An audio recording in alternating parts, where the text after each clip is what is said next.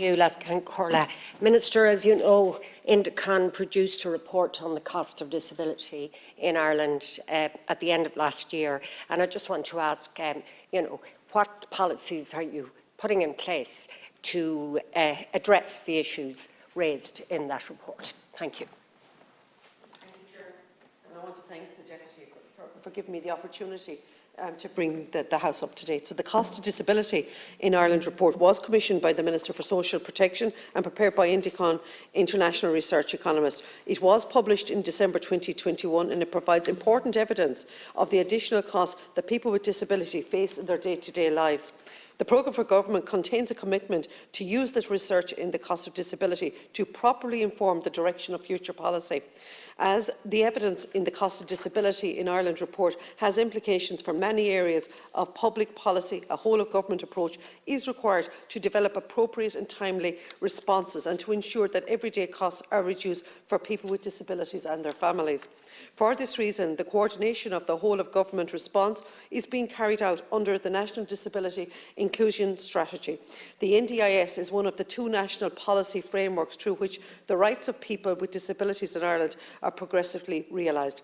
In addition to advancing key actions under the NDIS, my department supports the implementation and monitoring of the NDIS by coordinating the National Disability Inclusion Strategy Steering Group. I chair the group and it is attended by representatives of department agencies and the Disability Stakeholder Group, the DSG6. The Cost of Disability in Ireland report was considered by the NDISSG in December 2021, within 24 hours of its publication. And I was very fortunate that Minister O'Gorman and Minister Humphreys, along with myself, actually attended that presentation from all the stakeholders. The group will examine meaningful action to reduce the day-to-day costs of people with disabilities in Ireland, aligning findings from the recommendation of the Cost of Disability in Ireland report to the NDIS to ensure that recommendations can be properly considered at whole-of-government level and progress against actions will be taken and monitored. And we meet every 3 months. So there is actually going to be a traffic light system where we will actually be seeing the progress on a quarterly basis. Deputy.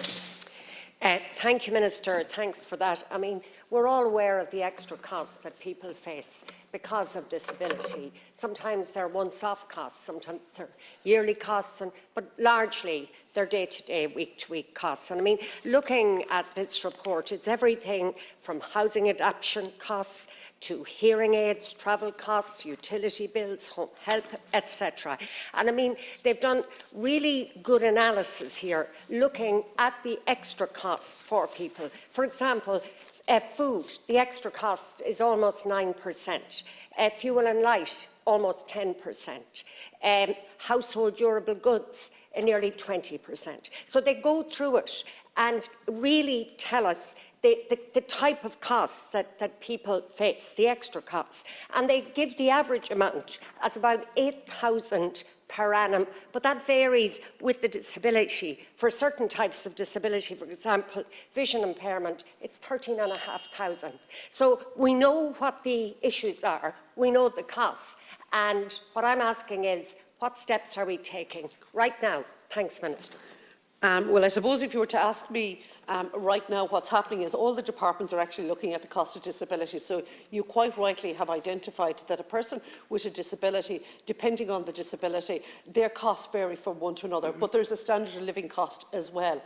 But the person that has a prosthetics, there's an additional cost to them on a 20,000 extra a year, depending on whether or not their medical card will cover or not. And more than likely, it might, but it mightn't give them the prosthetic that they would so require. And a child's growth levels 2 or 3 times spurts in a year, it mightn't meet that need. So that's one of the elements. The other side that was really interesting within it was actually children with challenging behaviours, ASD, how expensive that was on families and getting extra caring in and everything else. So that has been looked at. So it's all been peeled into being compartmentalised. So each department is going to come back in March with their suggestions as to exactly what they're going to do. Okay, thank you, Minister. So it's obviously work in progress. Well, just two issues I want to raise just to bring to your attention.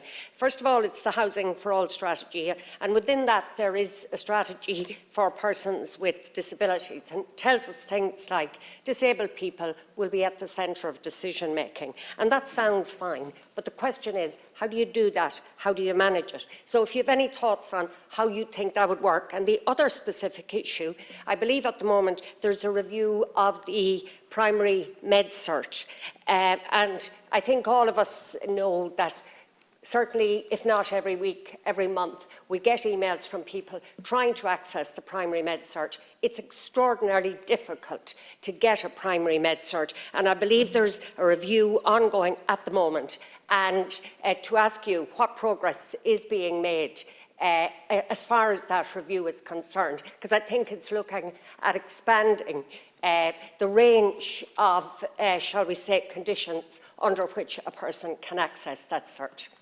All right, thank you very much again, Deputy. So in relation to the Housing for All strategy, there will be a stakeholder group, of course, and persons with a disability will be totally and utterly at the centre of it, and it will be they that will be telling us about universal design, and a design that will actually mean that when we're developing a social housing stock, that it will actually meet the needs, but actually the changing needs of a person who might come in or come out of that property, because particularly with disabilities, the needs are always changing, but we need to future-proof the housing stock within it. And I'm working with various deputies to ensure that that's happening. Deputy O'Brien, and I see Nessa Horrigan is here behind me, and she is assisting me on the universal design plans on that. Moving on to your next question in relation to one second now. The primary medical cert. All right. So for the first time since 2017, I reconvened a group on that where I had Department of Finance, I had PER, I had actually the Department of Health, the HSE, everybody around the table, because we all know it is far too narrow, and that is progressing.